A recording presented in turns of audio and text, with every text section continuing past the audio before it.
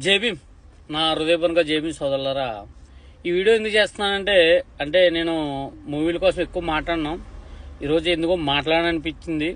ఎందుకంటే గత JB movie కోసం నేను మాట్లాడాను. ఎందుకంటే సమాజానికి ఉపయోగపడే మెసేజ్ ఏదైనా ఉంటే దానికోసం నేను మాట్లాడతాను. అలాగే రాజ్యాంగానికి వ్యతిరేకంగా ఎవడైనా మూవీలు తెస్తే దానికి వ్యతిరేకిస్తాను. అయితే దీంట్లో శంకర్ మూవీలు ఎప్పుడు కూడా సమాజానికి ఉపయోగపడే మూవీలు ఉంటాయి. అయితే దీనిలో నాకు నచ్చింది ఏంటంటే రాజ్యాంగం ఒక వైపుని తీసుకొచ్చారు, అంబేద్కర్ని చూపించారన్నమాట. అక్కడ నిజంగా అంటే ప్రజలకి ఏ విధంగా పాలన వెళ్ళాలి, ఏ విధంగా కలెక్టర్ రాజ్యాంగబద్ధంగా చేస్తే ప్రజలకు ఏ ఉపయోగపడుతుంది, అలాగే ఒక ముఖ్యమంత్రి అధికారం ఉంది కదని కలెక్టర్ని ఏ విధంగా వాడుకుందామని చూస్తాడు. అది సమాజానికి ఉపయోగపడి మెసేజ్ ఇచ్చాడు సోదరులారా శంకరం. ఇది బాగుంది. అది మెసేజ్ ఏంటంటే రొటీన్ అయినాక స్టోరీ సమాజానికి ఉపయోగపడి, అంటే గత 15 సంవత్సరాల ముందు వచ్చిన మూవీలు మళ్ళీ వచ్చిన ఇప్పుడు అన్ని క్రైమ్ మూవీలు, క్రిమినల్ మూవీలు ఇవే వస్తున్నాయి తప్ప సమాజానికి ఉపయోగపడే మెసేజ్ అయితే రావట్లేదు.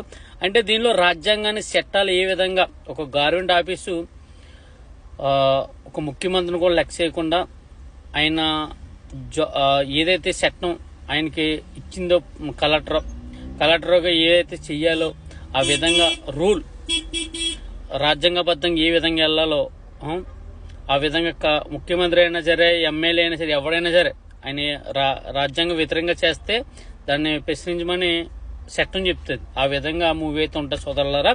అయితే మూవీ అయితే కొంతమందికి రాజకీయ పరంగా చూడకండి, అలాగే హీరో పరంగా చూడకండి. సినిమా కంటెంట్ చూడండి. ఫస్ట్ ఆ కంటెంట్ చూస్తే మీకు అర్థమవుతుంది.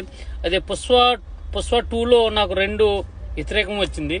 నేను దానికోసం మాట్లాడదాం అనుకున్నాను, ఎందుకంటే కాంట్రవర్సీకి వెళ్ళలేదు.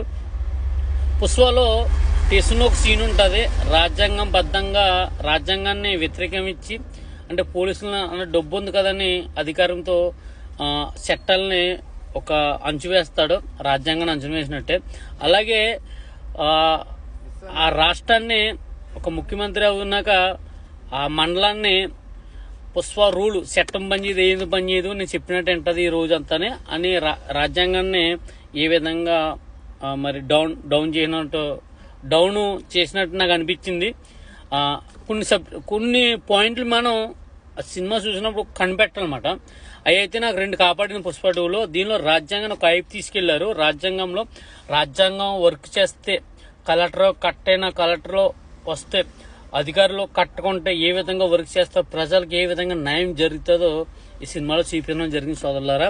మరి ప్రతి ఒక్కరు కూడా అర్థం చేసుకోవడానికి ప్రయత్నం చేయండి. సినిమాలో చూడండి, దాంట్లో ఉన్న కంటెంట్ని ఒకసారి ప్రజలకి ఏది ఉపయోగపడుతుంది, క్రిమినల్గా వెళ్ళే మూవీలు మీకు ఉపయోగపడుతున్నాయా, ఇప్పుడు సమాజం ఏ విధంగా పాడైపోతుందంటే కొంతవల్ల సినిమాల వల్ల ఇప్పుడున్న యూత్ ఎక్కువ అప్డేట్ అవుతుందన్నమాట.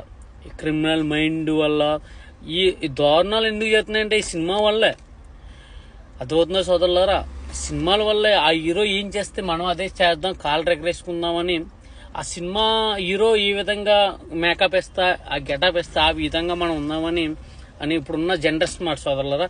ఈ సినిమా అర్థం చేసుకునే ప్రయత్నం చేయండి. సబ్జెక్ట్ అయితే ఉంది, కంటెంట్ ప్రజలకు ఉపయోగపడే సబ్జెక్ట్ అయితే ఉంది. ఈరోజు నాయకులు కుళ్ళు రాజకీయం ఏ విధంగా చేస్తున్నారో, ప్రజల్ని ఏ విధంగా ఎండకదోతున్నారో, వాళ్ళు ఒక 5 రూపాయలు ఇస్తుంటే మన దగ్గర 30 రూపాయలు అవుతున్నారు. ఆ విధంగా ఉంది సినిమా అయితే అర్థం చూసుకుని ఎవరి మాటలు వినకండి. ఒకసారి మీకు నచ్చితే, అంటే నేను సినిమా కొంచెం ఎక్కువ మాట్లాడినాం, అంటే దీనిలోనే రాజ్యాంగం గురించి ఒక వాల్యూ చూపించాడు. అంటే రాజ్యాంగం పనిచేస్తే, రాజ్యాంగం ఒక అధికారి వచ్చి రాజ్యాంగబద్ధంగా పనిచేస్తే ప్రజలకి ఏ విధంగా ఉపయోగపడుతుందని కంటెంట్ సోదరులారా ఒకసారి అర్థం చేసుకుంటారు మనస్ఫూర్తి కోరుకున్నాను. జై భీమ్, జై భారత్, జోహార్ బాబాసాహెబ్ అంబేద్కర్.